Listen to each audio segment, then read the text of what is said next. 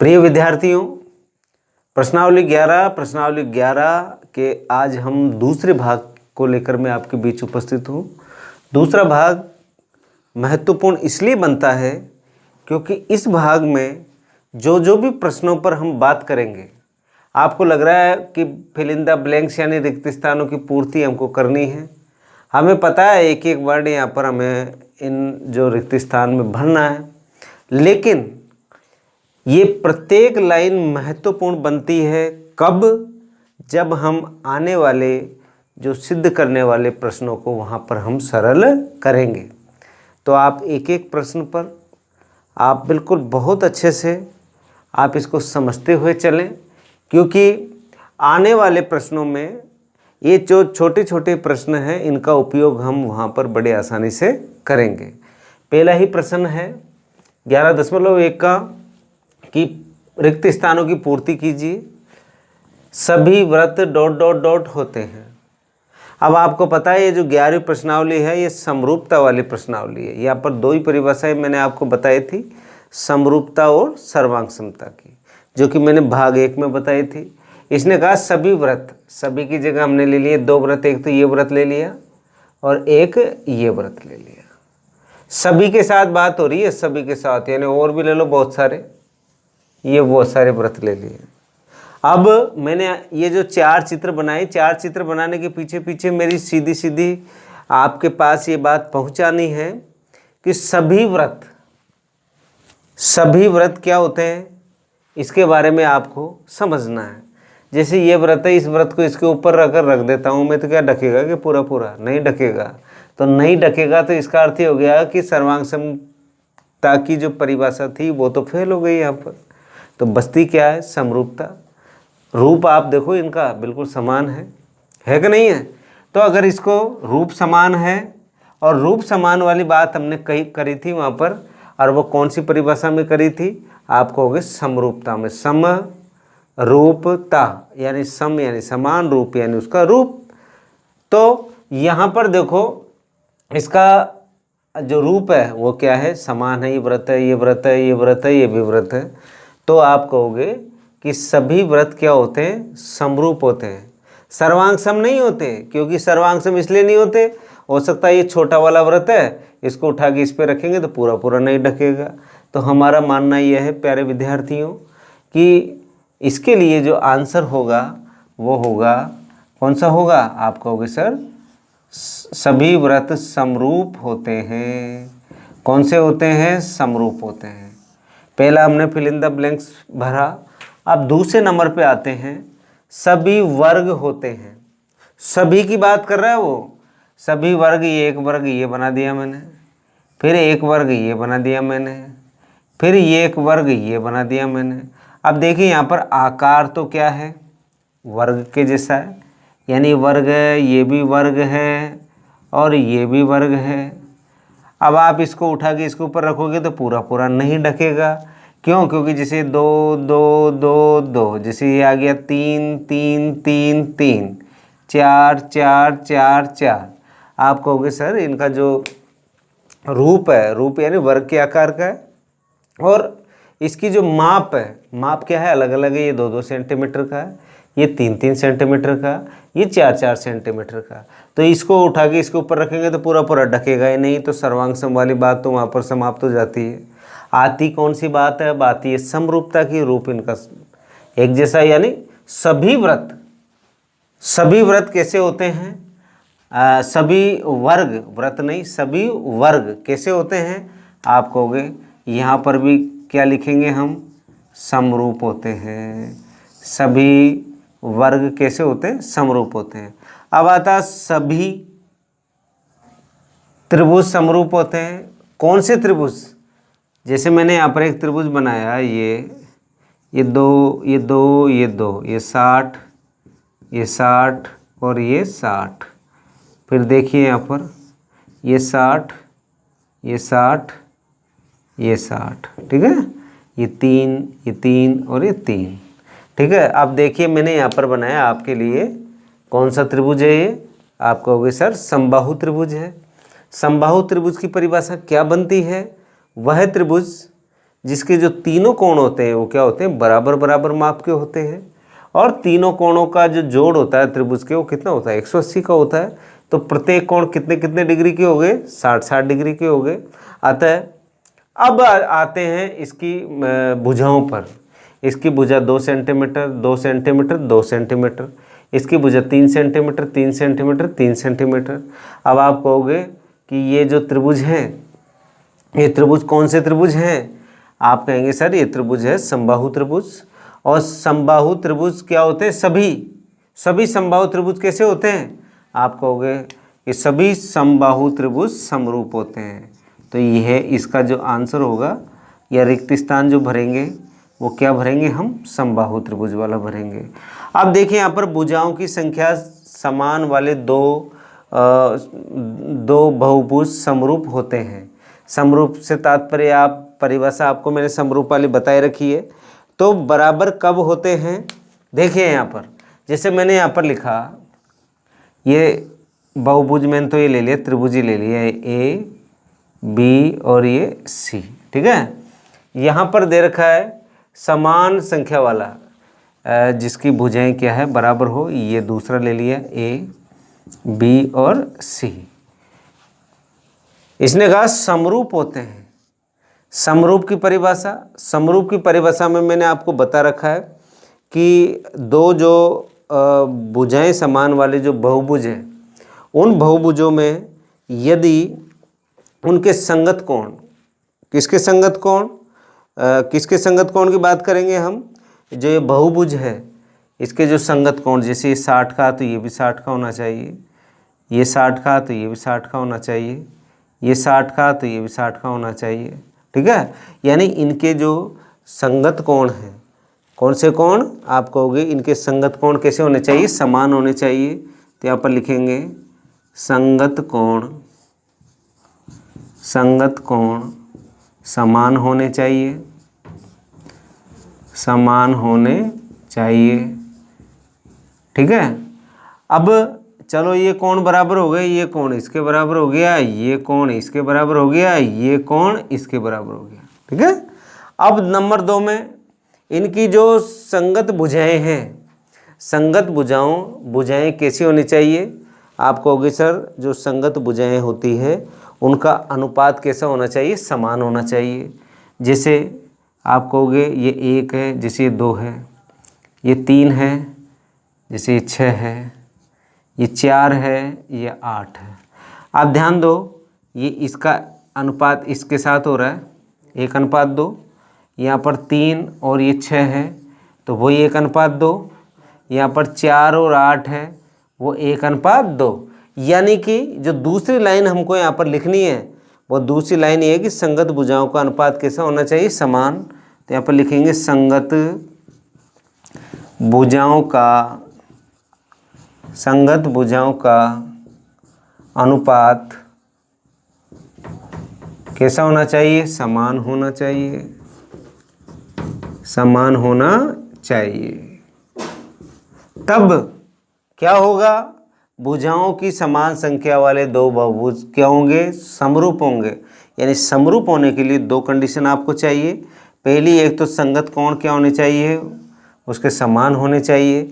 अभी मैंने त्रिभुज का लिया है एग्जाम्पल, आप चाहो तो आप चतुर्भुज का ले सकते हो, कि ये ले लिया मैंने, एक ही ले लिया, ठीक है। ये 90, 90, 90 और 90, ये भी 90, 90, 90 और 90। आप कहोगे सर इनके जो संगत कोण है वो क्या है? समान है। और इनकी भुजाएं, जैसे ये 1, 1, 1, 1 है, ये 2, 2, 2, 2 है, तो भी ये क्या है? आप कहोगे कि संगत भुजाओं का जो अनुपात है वो कैसा है? यहाँ पर समान है। ओके, यहाँ तक हमने बात की। अब हम बात करते हैं प्रश्न नंबर 2 की। प्रश्न नंबर 2 में सत्य और असत्य आपको बताना है। तो ये सत्य और असत्य लिख कर ही हमारी कहानी खत्म नहीं होती, उसको आपको समझना है कि सत्य क्यों है और असत्य क्यों है, ठीक है। पहला प्रश्न है यहाँ पर, 2 सर्वांग सम आकृतियाँ समरूप होती है। सर्वांग सम आकृतियाँ समरूप होती है, इसमें मैंने यहाँ पर लिखा सत्य। अब सत्य क्यों होती है? जैसे मैंने यहाँ पर लिखा एक चित्र बनाया त्रिभुज, ये ए बी और सी, ए बी सी। यहाँ पर दूसरा त्रिभुज लिखा, ये पी क्यू और आर, ये तीनों कोण हैं। सर्वांग सम की परिभाषा हम जानते हैं, इस त्रिभुज को उठा के इस त्रिभुज के ऊपर रखेंगे तो पूरा पूरा क्या कर ले, ढक ले, पूरा पूरा क्या कर ले, ढक ले। इससे ये पता लगा कि जैसे ये कोण है तो ये कोण भी इसके बराबर होगा, ये ए वाला कोण भी किसके बराबर होगा, पी के बराबर होगा, और सी वाला कोण भी किसके बराबर होगा, आर के बराबर होगा। तो ये हमको सीधा सीधा पता लग गया कि भुजाएं क्या है, इसमें बराबर है, कोण भी क्या है, बराबर है। अब आपको पता है सर्वांग सम में तो बराबर होने चाहिए, लेकिन समरूप में क्या, भुजाओं का अनुपात बराबर होना चाहिए। तो यहाँ जब भुजाएं बराबर है तो उनका अनुपात भी क्या होगा, बराबर होगा। और दूसरी बात, और कोण बराबर होने चाहिए। देखो बी वाला कोण क्यू के बराबर, ए वाला कोण किसके, पी के बराबर, सी वाला कोण किसके बराबर, आर के बराबर।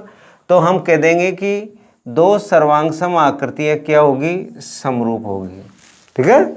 इसी तरह अब दूसरा प्रश्न देखिए, अब इसका उल्टा बोल रहा है वो कि दो समरूप आकृतियाँ कैसी होती, सर्वांग सम, और मैंने असत्य लिखा। कैसे, देखिए यहाँ पर दो समरूप आकृतियाँ, ये जैसे मैंने एक त्रिभुज बनाया, एक तो ये ए बी और सी, ये कौन सी आकृति बना दी मैंने, समरूप। ये देखो ये पी क्यू और आर, ये जैसे ये बी वाला कोण और क्यू वाला कोण बराबर है। ये जैसे मैंने दूसरा लिया ए वाला कोण और पी वाला कोण बराबर है। सी वाला कोण और आर वाला कोण क्या है, बराबर है। कोण तो बराबर हो गए। ठीक है। समरूप आकृतियाँ सर्वांग सम होती है। अब देखिए यहाँ पर इस आकृति को उठा के अगर इसके ऊपर रखें तो पूरा पूरा ढकेगी क्या ये, आप कहोगे नहीं ढकेगी। तो यहाँ इसने कहा कि दो समरूप आकृतियाँ सर्वांग सम होती है, ये क्या है, असत्य है। दो समरूप आकृतियाँ सर्वांग सम नहीं होती, तो इसका आंसर हम क्या देंगे, असत्य देंगे। देख लीजिए यहाँ पर ये समरूप आकृतियाँ हैं, क्या सर्वांग सम होगी क्या, आप कहोगे नहीं होगी सर, नहीं होगी। इसको उठा के इसके ऊपर रखेंगे तो पूरा पूरा नहीं ढकेगा। इसका मतलब ये जो दोनों आकृतियाँ हैं ये सर्वांग सम होती नहीं है, इसलिए हम क्या लिखते हैं, इसको असत्य लिखते हैं। इसके बाद में तीसरा है, दो बहुभुज समरूप होते हैं। अब दो बहुभुज त्रिभुज भी हो सकता है, चतुर्भुज भी हो सकता है, पंचभुज भी हो सकता है, षटभुज, कोई सा भी हो। दो बहुभुज समरूप होते हैं यदि उनकी संगत भुजाएं समान अनुपात में हो, यानी समानुपाती हो। तो यहाँ पर एक ही कंडीशन रह गई, मैंने आपको कहा था भुजाएं भी समानुपाती और कोण क्या होने चाहिए, बराबर होने चाहिए। जैसे मैंने यहाँ पर ये त्रिभुज बना दिया, ये कोई त्रिभुज बनाया, ये जैसे मैंने लिखा यहाँ पर दे रखा क्या, उनकी संगत भुजाएं क्या, समान अनुपाती। ये 2 है, ये 4 है, ये 6 है, ये 12 है, ये 8 है, ये 16 है। ठीक है। आप कहोगे सर ये तो समान अनुपाती में है। अब जैसे इसका जो कोण है, कोण जैसे मैंने इसको लिख दिया यहाँ पर 30 डिग्री, ये 60 डिग्री और ये 90 डिग्री। ठीक है। और इसी तरह इधर देखते हैं हम, जैसे मैंने यहाँ पर लिख दिया ये 80 डिग्री लिख दिया, ये 40 डिग्री और यहाँ पर लिख दिया मैंने कितना हुआ 120, 60 डिग्री। अब आप कहोगे सर कि भुजाएं का जो अनुपात तो क्या है, बराबर है, लेकिन इनके कोण क्या हैं, बराबर नहीं है। तो जब कोण बराबर नहीं होंगे तो ऐसी कंडीशन में ये जो समरूप त्रिभुज नहीं होंगे।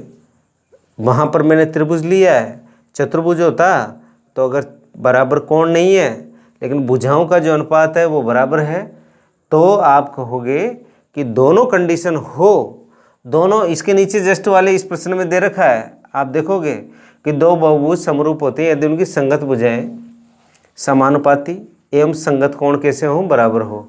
यहाँ पर संगत कोण बराबर कहाँ है, नहीं है। तो आप कह दोगे कि सर ये वाला जो तीसरे नंबर की जो लाइन है ये सत्य नहीं है, ये क्या है, असत्य है।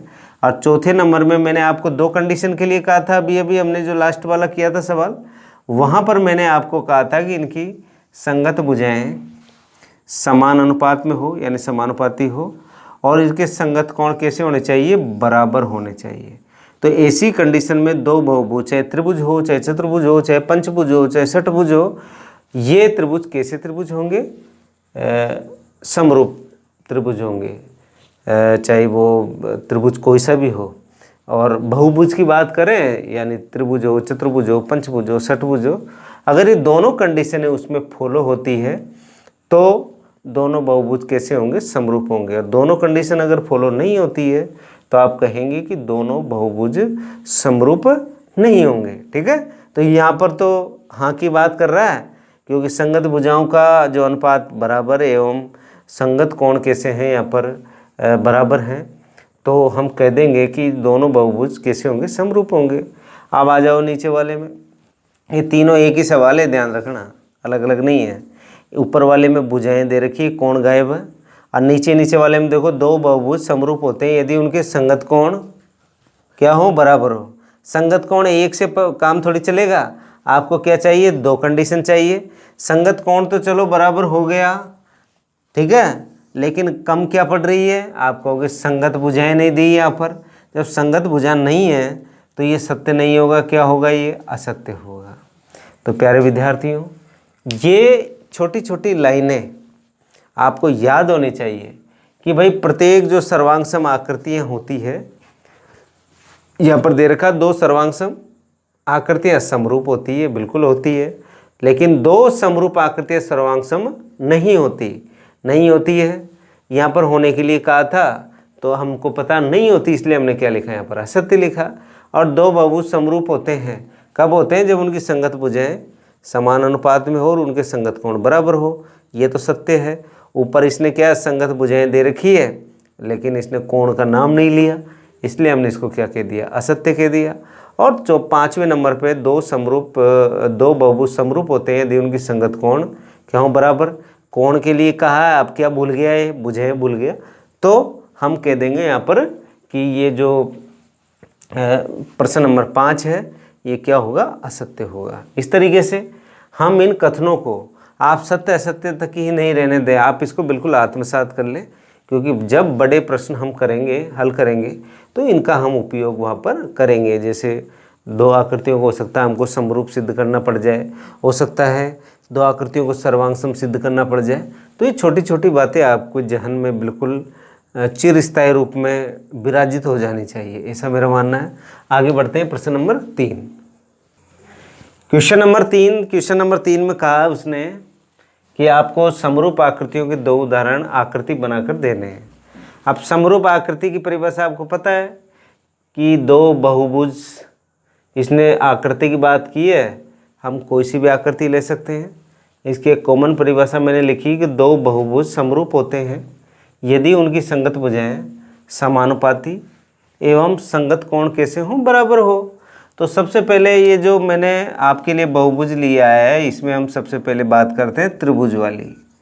हमने त्रिभुज लिया तो आप लिखोगे यहाँ पर, त्रिभुज में दो त्रिभुज समरूप होते हैं यदि उनकी संगत भुजाएं समानुपाती हो एवं संगत कोण कैसे हो, बराबर हो। तो देखिए यहाँ पर, जैसे मैंने यहाँ पर लिखा है, एक त्रिभुज ये लिया ए बी और सी, ये 2 सेंटीमीटर 2 सेंटीमीटर 2 सेंटीमीटर, ठीक है। आप कहेंगे सर ये एक तो त्रिभुज ये लिया मैंने, एक त्रिभुज मैंने ये ले लिया, ये पी क्यू आर, ये 3 सेंटीमीटर, ये 3 सेंटीमीटर और ये 3 सेंटीमीटर। अब आप कहोगे कि ये कौन सा त्रिभुज है, आप कहेंगे कि ये समबाहु त्रिभुज है, इसके प्रत्येक कोण क्या होते हैं, बराबर होते हैं। तो ये जो आपकी परिभाषा है इसकी पालना यहाँ पर हो रही है। यहाँ पर देखो, यदि इनकी संगत भुजाएं समानुपाती है, बिल्कुल 2:3, 2:3, 2:3, और संगत कोण कैसे हैं, बराबर हैं। ये अगर 60 है ये भी 60 है, ये 60 है ये भी 60 है, ये भी 60 है ये भी 60 है, क्योंकि ये त्रिभुज ही कौन सा त्रिभुज बन रहा है, समबाहु त्रिभुज बन रहा है। इसी तरह हम ये तो त्रिभुज का लिया था हमने एग्जाम्पल, अब चतुर्भुज का ले लेते हैं। चतुर्भुज में भी क्या ले लें, वर्ग का ले लेते हैं, लो वर्ग का। ये जैसे मैंने एक वर्ग लिया, ये ठीक है, ये 2 सेंटीमीटर, ये भी 2 सेंटीमीटर, ये भी 2 सेंटीमीटर और ये भी 2 सेंटीमीटर, ये पी क्यू आर एस। अब वर्ग है, वर्ग का प्रत्येक कोण क्या होता है, आप कहोगे 90-90 का होता है। तो यहाँ पर हो गई पहली बात। दूसरा मैंने यहाँ पर लिया है, ये भी वर्ग ही ले लिया। ये जैसे मैंने लिखा A B C और D, ठीक है। ये 4 सेंटीमीटर, ये 4 सेंटीमीटर, ये 4 सेंटीमीटर और ये 4 सेंटीमीटर। ध्यान दें इनकी संगत भुजाएं समान अनुपात में है और इनके जो संगत कोण है क्या है, बराबर है। ये 90 का, ये भी 90 का, ये 90 का, ये 90 का, ये 90 का, ये 90 का। तो ये तो हमने क्या लिया था, वर्ग लिया था। यहाँ पर क्या लिया हमने, त्रिभुज लिया। हम और भी बहुत सारे यहाँ पर एग्जाम्पल बड़े आसानी से हम यहाँ पर प्रदर्शित कर सकते हैं। प्यारे विद्यार्थियों, आपको बशर्ते ये आपको ये दोनों लाइन जो परिभाषा है, किसकी परिभाषा है, समरूप की, जो हमने दो बहुभुज समरूप होते हैं, यानी तो इसकी परिभाषा अगर आपको अच्छे से याद है तो आप ये दो क्या, आपने जैसे त्रिभुज लिया, हम पंचभुज ले सकते हैं, षटभुज ले सकते हैं। तो उनके भी हम यहाँ पर उदाहरण बड़े आसानी से बच्चों को बड़े आसानी से समझा सकते हैं, मेरा ऐसा मानना है। प्यारे विद्यार्थियों, प्रश्नावली 11.1 में 3 ही प्रश्न यहाँ पर दिए हुए हैं और आपको लग रहा है ये तो बिल्कुल प्रश्न क्या, बहुत सीधे प्रश्न हैं, लेकिन आप इन प्रश्नों को बिल्कुल अक्षरतः हल करें। आप इसको प्रश्नों के रूप में नहीं लें, इसको आप थोड़ा सा चिंतन करें, क्योंकि सत्य असत्य और ये जो आपके रिक्त स्थानों की पूर्ति करने वाले जो प्रश्न हैं, इसमें हमको चिंतन करना पड़ता है कि इसमें कौन कौन सी संभावनाएं बन सकती है, और उन संभावनाओं पर हम चिंतन करते हुए वहाँ पर हम फिल इन द ब्लैंक्स हो, ट्रूथ और फाल्स हो, इस प्रकार के प्रश्नों को यहाँ पर बड़े आसानी से यहाँ पर हल करते हैं। आज के लिए इतना ही। कल हम अध्याय 11.2 पर हम बात करेंगे। 11.2 में आप जो मैंने आपको भाग 1 में जो थेल्स की प्रमेय का हो, चाहे आधारभूत अनुपातिक प्रमेय का हो, उस प्रमेय को आप अच्छे से, उसकी जो दोनों लाइनें हैं वो अच्छे से याद कर लें। प्रमेय को कैसे सिद्ध करते हैं उसको अच्छे से आप बिल्कुल याद कर लें, तब आप आने वाली 11.2 को आप यूँ ही हल कर जाओगे। आपको ऐसा लगेगा ही नहीं, आपको ऐसा लगेगा कि सर ये जो जितने भी सवाल आ रहे हैं वो सारे एक जैसे हैं, और सभी सवालों में समरूपता की बात करेंगे और थेल्स प्रमेय की बात करेंगे। केवल ये समरूपता और थेल्स प्रमेय को आधार मानकर हम 11.2 को वहाँ पर पूरी करेंगे। तो आज के लिए इतना ही। कल नए अध्याय के साथ आपके बीच में उपस्थित होऊंगा। धन्यवाद।